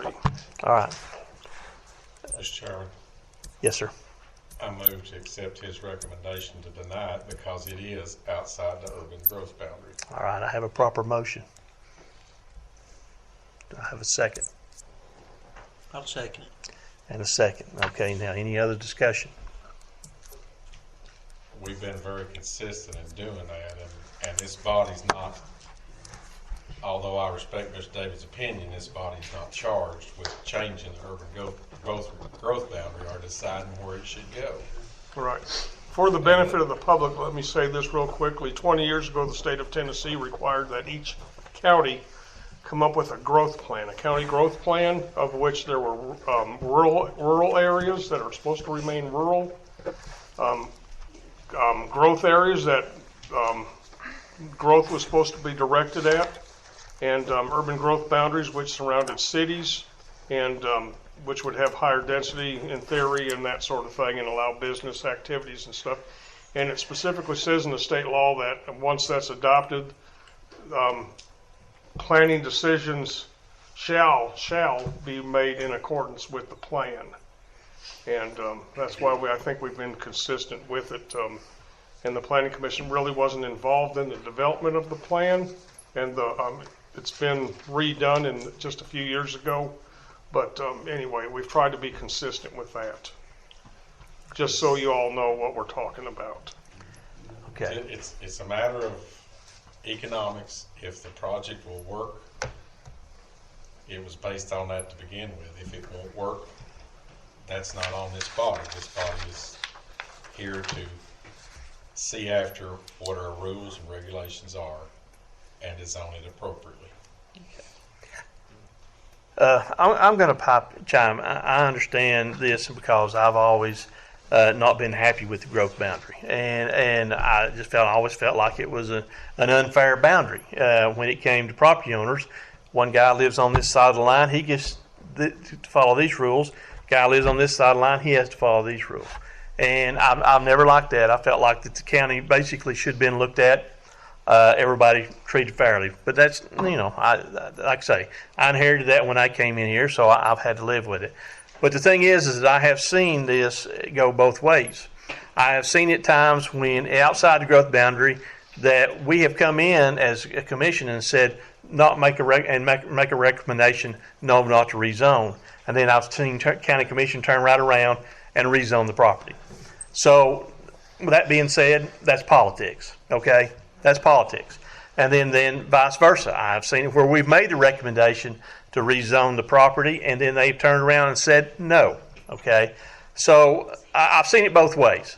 But to me, that's the reason. But, the other thing is that I like about the R1 is that, and I know a lot of people here are worried about the density and this, that, whatever, but I feel like it protects your interests more than anything else that's an A1. And I agree that it may not, what it's an A1 now, some of the things in there that you may or may not want may never happen. All I'm saying is that I think R1 is the most protective zoning that we have in the county when it comes to residential properties. And typically, it's mostly times it's residents in here that we deal with. They're worried about their property. So that being said, that's my comments on this. I'd like to ask a Absolutely question. If we don't rezone and he decides not to develop, this could turn into another bungalows. Well, you've got any opportunity. You got anything can happen. Anything Okay, can happen. anything can happen. But with the parameters, the way they are in A1, that is realistic. That could happen, and nothing could be done to stop it. Well, they can do the bungalows in R1. Right. Yeah, they can do that. They can do that in the R1 as well. It's just that some of the commercial stuff that's in A1 would not be allowed in the R1. Right. And to me, that I don't know. That's my thing. I can't explain how this zoning ended up a lot of times in the way that it ended up as far as that goes. But either way, that's my 2 cents worth on that. So, but we do have a motion on the floor, and we do have a second. And if there's any other comments or questions, if not, then we'll vote. Well, I'd just like to comment, Mr. Chairman, that I realize that all developers come in and tell about the tax base and what they're going to do, how it's going to help, but realistically, a trailer costs $1.66 for every dollar this county takes in. A stick-built house costs about $1.52 or something, and it puts more impact on roads, puts more impact on the police, it puts more impact on the schools. So realistically, a house should cost $25,000 more to the county over the next 20 years than it does. But we don't have that authority either. Okay. And I understand, I respect your opinion, Mr. Terry, but when you get to the end of a road and it tees in, there's a stop sign there, and it may not be fair, but that sign was put up for a reason. I'm not arguing that. I'm just saying that I think it's unfair to property owners when that was done the way that it was done. And I understand it was for regional planning commissions and everything else to have that in there, but to me it was just I don't. In other words, when I look at guidelines, I think they should apply fairly to everybody that lives in this county, and I think that is one that does not. That's just my opinion. All right. Anybody else? Anything else? Okay, so we got a motion and a second. All those in favor, aye? Aye. Any opposed? Nay. Okay. So the recommendation is to not rezone the property. It will still go to the county commission in January unless you don't want it to go to them, but then you need to tell me. Yeah, no, we'll go January. That's okay. Okay. Thank you for your time. All right. Thank you. Thank you. Thank you. Who made the motion in a second? I don't know. John Neal made the motion and Chicker seconded it. Did you make the second? Yes. Okay. Okay. All right. It's on me, and I'm asking a question. After I've said this and all that, I'm gonna ask a question. Can I say something? I'm sorry? Can I say something you guys probably? I live on 139. I have probably about 1,000 foot frontage on that property. And it rains real hard down through there. It will flood around the horses and stuff. And I think of how many houses, I don't think it's going to. No. See, here's the thing, and this is the good thing now, is that developments that we require now have to take care of that drainage. We had developments on that road that there were no requirements for drainage. New developments that come in now have to take care of their drainage. So that is one thing that's in place, and I hear that. I hear that for a lot of times. But there are drainage requirements now. They would have to take care of their drainage on site. Okay. The roads after they leave and develop, because the states have to take those over. You're talking about the roads in the development? Yeah, the main road goes into. Well, if he's going to do a gated community, those are private roads. So The homeowners in there would take care of the maintenance. If he puts a gate up, they're private roads. If he doesn't and he wants the county to take them over, they have to be built to county specifications, and then at that point in time, the county would maintain them. Have a good evening. All right. Okay. Yeah, we got to get Back to that question I want to ask. I want to know this, because I've got a little heart right now. And what we did. A little bit quiet, please. And forgive my ignorance. Have we rezoned the property adjacent to this? Yes. We did an unjust to that. Well, in my opinion. all right. You rezone to the right, rezone to the left. I understand. Thank you, Robert. Okay. All right. We need some order, please. We still got some business to take care of.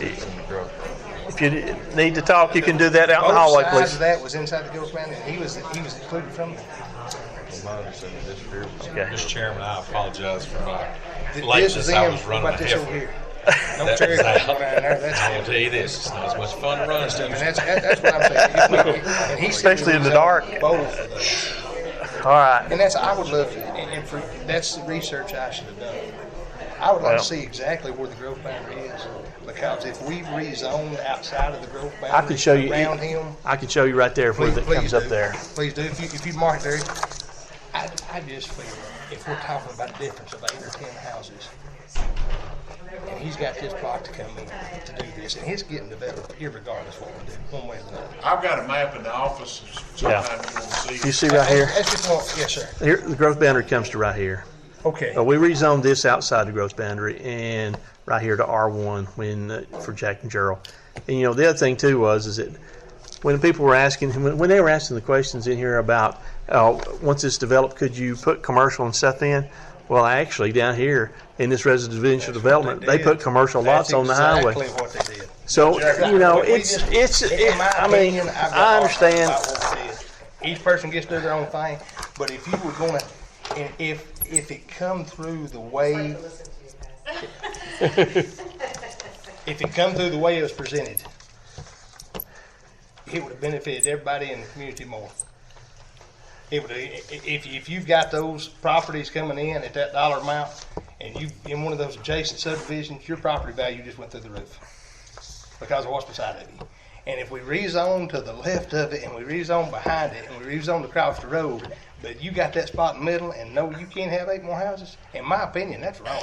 Well, the only thing that worries me about it is, and I've told Terry. With what these other places are doing, and forgive me, Tim, but for what these other places are doing outside the growth boundary that we've let go on, and I know you got to draw a line somewhere, but when you start stepping across the line, Yeah, well, that's what I'm saying. Picking and choosing where to Somebody stop could is- come back, I don't know that they will, hopefully they don't come back and sue us. That's- Because, Well, I don't think they have grounds for. I don't think they have grounds for I suit hope not, from that stay standpoint. consistent, though, is yeah. my thing.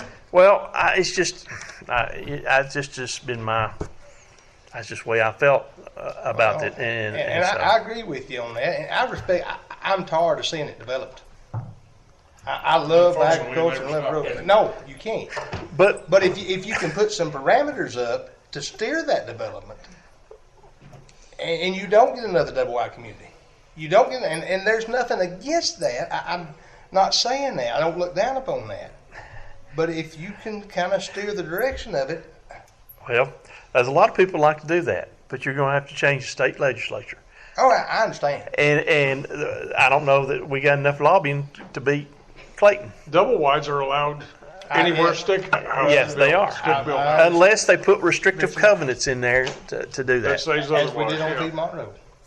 There's restrictive covenants is in there and stuff on what's went on the property. Yeah, down there. well, But I'm yeah. just saying, in my opinion, and I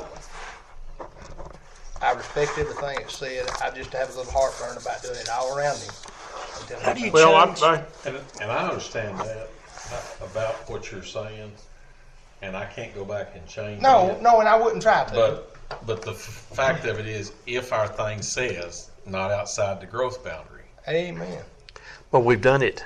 I know we have done it before, but at some point in time, we've got to figure out, are we turning it loose? Are we not? And of course, the other thing with this is, and I don't know, how many acres is in that? 40. 40-something. 40. 40.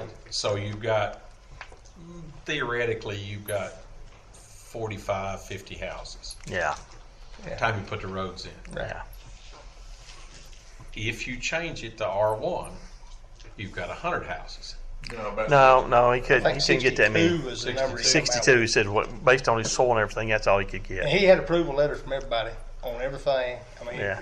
with that. With his soils and everything, and some of the way the land laid, that's about Well, what and he said. that may be. What I was just doing was the math between 40 Yeah, and yeah, I 20. know. Right now. Yeah, absolutely. Not And if you 80 or up 100 houses. that, How do you go about, residential's what, 20,000? Mm-hmm. Can you ever change that? Yeah, we could make a recommendation if we ever wanted to change it. We Could you did go up to- we did the lot average and we changed that. Yeah. Can you go up to 30,000? Yeah, you could. On R1? 35. Yeah, you could if you want to. Require See, that- 5 acres I think in the that- rural areas. I hate to see a place on half an acre. So you're saying that if we went to R1, but see, What if you changed it to 1 acre? yeah, but you're missing the point. Okay. The point is the reason we're not rezoning to R1 is because it's outside the growth boundary. It doesn't really I know matter. that. It wouldn't matter if what size we have on that lot. It all boils down to is that growth boundary line says that if you're out of it, we don't care what size lot it is, you can't get an R1 zone. Exactly, but say it was if it was within the growth. Oh yeah, if it's within the growth boundary, How can we change that? we just have to change our subdivision regulations. Our zone, it'd be zoning, wouldn't it? Yeah. We change our zoning regulations to say that the minimum lot size now in an R1 zone is 30,000 square feet. But to do that, we have to have a public hearing on that. Yeah, the county Yeah. commission would be the ones that adopt And it. county commission have to adopt. I don't see anybody complaining about that. I don't think that you would have any complaints on that because the thing is that we're not really doing anything in R1. I mean, we haven't really zoned a lot of property R1 in the last little bit, have we? No, most of R1 was already done prior Yeah. to 98. So, but you do have some properties in the growth boundary that could come and ask for an R1 zone, and as far as that goes. And I guarantee you, I know some people right now that would probably love for you to rezone their property R1, and they could probably live with 30,000 square feet if we went to it. I don't know. Even if we went to say, if you went to 25,000, if you have to 5,000 square feet, that's quite a bit. Just to clarify where I was at, I'm all for sticking with the growth boundary. And if those lines have been drawn, that's where they need to be drawn. My issue was if we stepped outside those lines for other people, all around this guy. I agree. It should. And We you should say have never went you outside. Never done that. No. Well, that's why I made. I had some heartburn with that too, Terry. That's why I brought up here that I voted basically against that and up yonder. we've made recommendations and county commission has accepted them, The other and we've time you recommended voted against, and county commission has done just the opposite. So and it's because the thing is that we can follow the guidelines to a T, Right. but when county commission, they're a political body, and Exactly. and I don't care what you say, politics comes into play. It certainly does. But to back up what you were saying on the start, if we follow our guidelines to a T, then our house is in order. Yeah. It's passed on down the road. Yeah. Okay. All right. Well, let's get to these this next item, because basically what it is the final review and proposed resolution to amend the subdivision regulations. And so everything that we had in the public hearing that's on your sheet here in this resolution right now is it's time to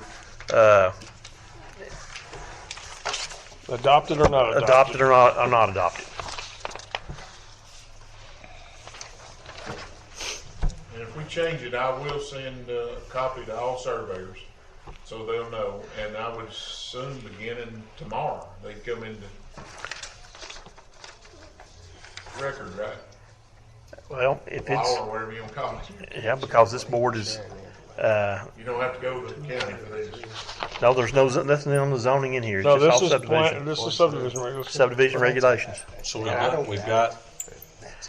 we've got our adequate building sites with our slope and everything in there. We've got arrangements on lots that, as far as have to have at least 50 foot of an existing county road that meets the standards of subdivision regulations. We also put in here that if you have a stem lot of the flag lots, the property will contain a driveway that it has to meet the slope of the street. So if an emergency vehicle has to go up a long driveway on one of these stem lots, it's got to be at the same grade as a typical street for the emergency vehicles. All right. The other thing is that 4 feet extra on the roads, right? we added 4 feet. Sidewalk. And now here's the thing. These are here, if a motion is made, these could be amended even as of now, could they not? Without having to go back to another public hearing? Probably ought to have another public hearing if we want to change them. You would, I'd say.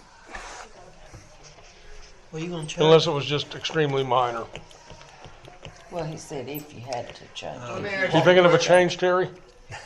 You are, aren't you? Well, that was just one that I wanted, and I mean, I compromised, and I wish I hadn't compromised. But here, I mean, it's just me. That's just the board. You know, this decision was made by everybody, but I still wanted the 28 foot on the roads because I wanted it both ways. Instead of 26. Instead of 24. And I let Eddie sit there and talk me out of that one. Well, me and David was looking at that road today down there. That's an awful wide road if you do 28. Well, Awful wide. Listen, I think with the amount of traffic, Terry, I'm sorry, but I Okay. think 24 is enough on these minor residential Okay. streets and stuff. But I mean, you're free to disagree. I'm not challenging I'm you. just saying. I'm just that, saying from my experience. that was just me. I Let me just ask you, if this passes tonight, Chad, is he held to this? no. Okay. This will He's just the be only preliminary we got out. any new once this passes. Any new preliminary plat that comes in will have to follow these new guidelines. Okay. Yeah. Because what that does, it puts them on notice saying, hey, you want to do a developed land, do a subdivision, then you're going to have to follow these new guidelines. I got you. Okay. Was there anything else in here in any of these that? I still like to see that on the frontage thing to have something in there on so Stem many lots. feet between the driveway. Well, I understand that, and I couldn't get that. I mean, I couldn't get it to where I could. But I mean, You know, we discussed that at the last meeting, and here's what Eddie Garrett said. He says, "Well, you know, you have to do driveways. You know, you have to have line of sight and all this and everything else."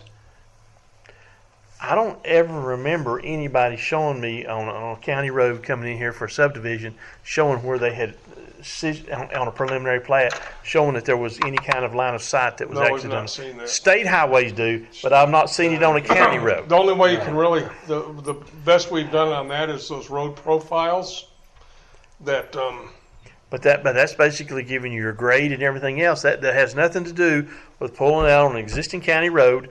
I've never seen anything in there on a driveway showing line of sight on a preliminary plat for approval. I've seen them mirrors on tied to trees. Yeah, I know, but that's what I'm saying. But I'm just saying I'm not seeing that. But Eddie said, well, that's what we all have to design by. Well, I'm not seeing about it. state road. Well, I guess. That's what I think. But why would that not apply to a county road as well? because the state doesn't require it, right? Yeah, I don't think the county does. If we Well- had it, it'll be required, don't we?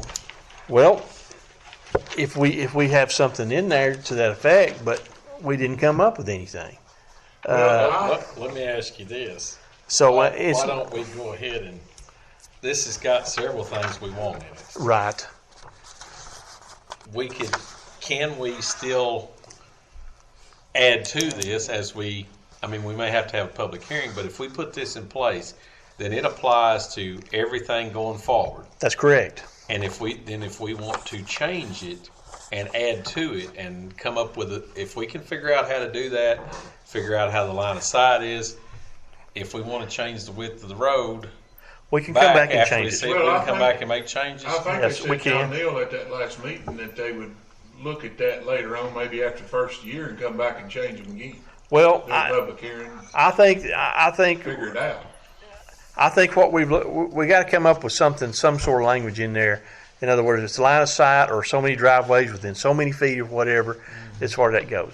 We've looked at it, but we couldn't come with anything concrete to get down. And so I still go back to that. Of course, it's not us; it's in the city of Jefferson City. yes, But you go right up there to Talbert on that road, above J. Moser's up there, as Beacon. Beacon Road. Beacon Road. That is the awfulest mess I have ever seen in my life. There's like 14 houses in 50. yards.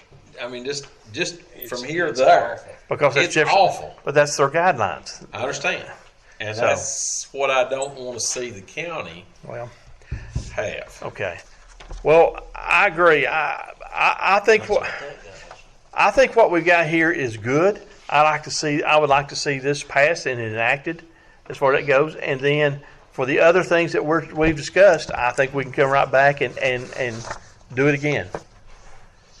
It won't. I don't think it'll be as in depth as how much as we covered this time, as far as that goes. But a lot of this that we've come up with was accumulations of things that we've seen here that we were trying to correct problems That's on. right. And the other things that are some are in here was some of the feedback that we got from other people that they would like to see. So I'm trying to listen to what they're saying, and I'm trying to listen to what I know that I see here. And so these were some of the issues. And I'm like you on the flag laws. I just want to come up with something that I want to come up with something that's workable, Yes. Terry, but I don't know how to do it right now. Well, I don't either, and that's why I didn't try to stress to put something in here that was sort of haphazard.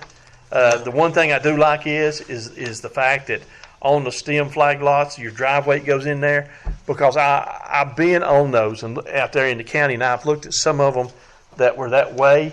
That I don't know, was it Kansas Talbot or somewhere up we went up there?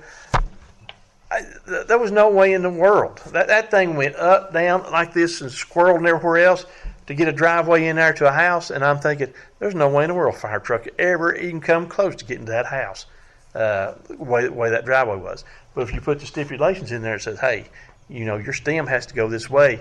You're going to get out of these crooked dog leg type things and everything else because of that. And I think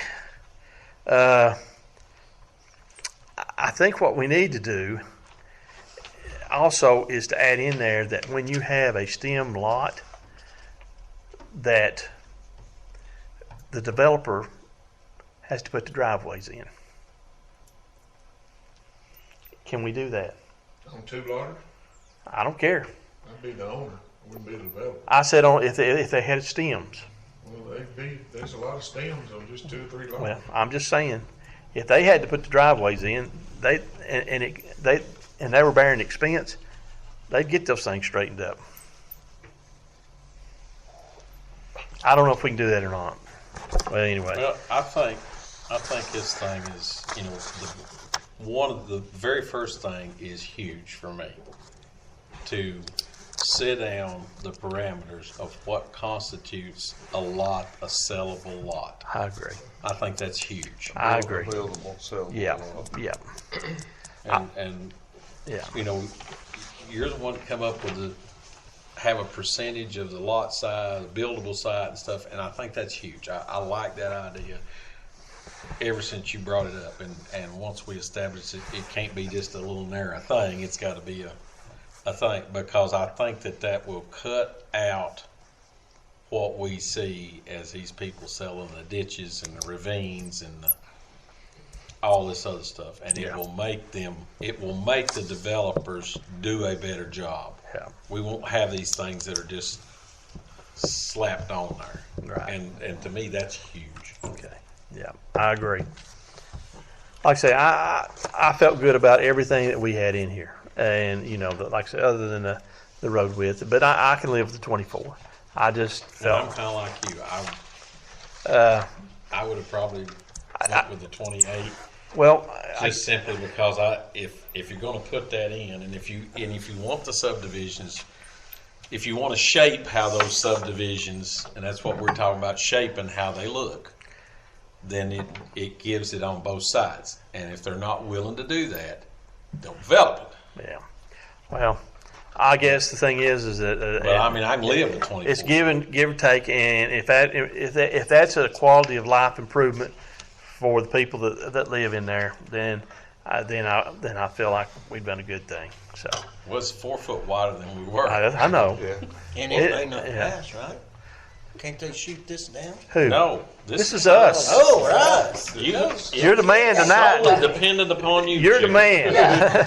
So What say you? gotta make the final public decision. opinion was, the public outcry or whatever Yeah. was tonight, this was it. That's what it was for. Yeah. There was nothing said. There was nothing said. Nothing said. Nothing said, and we had to sit here and explain it, and as far as that goes. But when we started going through these things, oh yeah, we like that. yeah. So we did get some feedback, even though they didn't even know what they were feeding back They were forward. You see what I'm before we saying? started explaining it to them. Some of them thought they were have to make changes to their. No. I thought some of them. I think you see their heads nodding back there. They liked what we had. They thought it was a good thing, and so. Well, you've had a public hearing on this, whatever, you've got to vote on this tonight. If you want to change something, we can come back later. Yeah, we'll have to go through the whole process again. At least we can change. But I'm comfortable with the scope of work that we've done here. So. So is everybody comfortable with the 24 feet? Well, I'm going to live with it because You're not, are you? Well, Ted? I'm just saying it was better John than Neal's not. it was better than nothing. Really, here's the thing: is this? I would prefer the sidewalk, but I wouldn't. Well, I know, and that's why I went and talked to people to say no. I prefer the road department says no. I don't. I said okay, that's fine. I wanted their feedback. Yeah. But then I've also gotten feedback is that people wanted sidewalks. Okay, I'm sure. So really. I feel like this is a compromise. And if people ask me, says, "Well, how did you come up with this?" I'll just tell them. I said, "This is how it works sometimes. We don't always get everything we want, I think but what you see are 24-foot wide road. I think so too. I think so too. I think They're all where they're designed for low traffic roads. They too. are. I know. I think it's better 24 than people parking in it. Yeah. And using Yeah. it for parking lots, Exactly. and that's what's going to happen. If you make If it you go to wider, 28, it will. yeah. Well, And I can see that. I do, I'm not yeah. it's not something that's burning on me. Yeah, I know. I have to have 28. I mean, Okay. I can live with the other. All right. Yep. Yeah, the 4 foot on both sides been great, but I just see people. Did we I agree understand. to line that or not? To do what? To put lines on it to mark it off or not? Well, that'll just be that's to be expected. Okay. Charles is probably going to make him do that before he accepts the road. I think the most Charles Oh, wants to okay. maintain those lines, correct? He would after they got in, After got they put get in. to- I think the most important thing on this is the building site. I agree. We don't need to end up with Wholehearted. anything like what we've seen in certain places. Yeah, I wholeheartedly. I wish we'd have done this. 20 years ago. Yeah, our lives would have been so much simpler if we'd have done that. 100. And I know that there'll be people they'll gripe this, that, whatever. But you know what? That's okay. I mean, yeah, they will. Yeah. All right. Anything else? Then it's on. Then I'm looking. So moved. I got a proper motion to accept resolution R 2020-20221, and I got a second. Any other discussion? Okay, being none, all those in favor say aye. Aye. Any opposed? All right. The motion passes for resolution R 20221. David? I'm going to suggest we hold off. 2 hours, and that's enough. That's enough. Well, I would caution you that I think county commission wants that thing in January. So Well, we've got November, December. So, David, you'll have us ready for a vote in November, right? Okay. You promise you're going to have us ready for a vote in November? Mm-hmm. Get that on the record. Okay. All right. So, item E will be rolled to the next month. Any other business, Tim? No, sir. Your ethics thing's probably going to be coming up as far as that goes. So remember, don't forget to do that in case you was to miss November meeting because you get it in December, and you can't get in trouble over it because girl Dandridge, she got nailed. Who did? Dandridge, yeah. I didn't pay mine. She didn't come into January. Who did? There was a planning commission member, Anderson. She got fined by the state. Well, so did you. That broke me from sucking eggs. All right. So if we I got threatened, but I got out of it. no other business, No, sir. then I'm looking for a motion to adjourn. I'll make a motion, we adjourn. Motion, second. All those in favor? Aye.